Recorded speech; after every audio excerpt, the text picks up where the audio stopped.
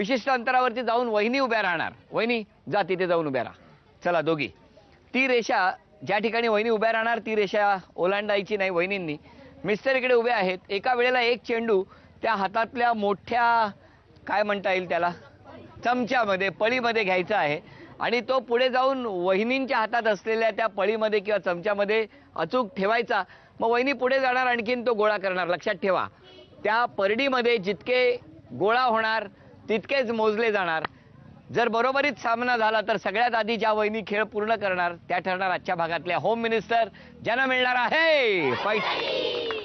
1 2 3.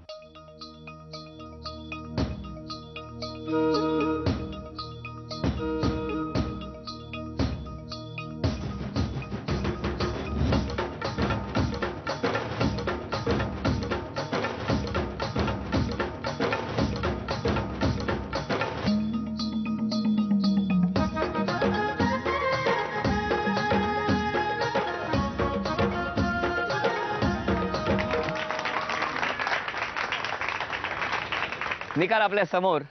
खेळ तर खूप छान सुरू झाला पण थोडीशी गडबड झाली सुरुवातीलाच. निकम वहिनी थोड्याशा मागे राहिल्या. पुन्हा त्याने आघाडी घेण्याचा प्रयत्न केला पण तेवढ्यात काहीतरी गडबड झाली आणि उपविजेत्या ठरल्या निकम वहिनी. त्यांना झी मराठीकडून ही भेटवस्तू.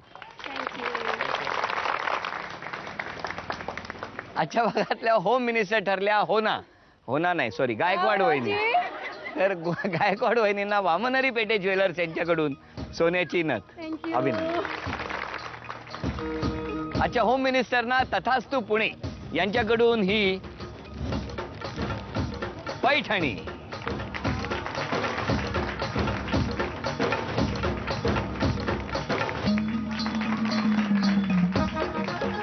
खंडाळा बाजार खंडाळा तलाव याच्या जवळ भैरवनाथ मंदिर आणि शनेश्वर मंदिराच्या आशीर्वादाने रंगलेला होम मिनिस्टरचा आजचा भाग इथे संपतो आहे.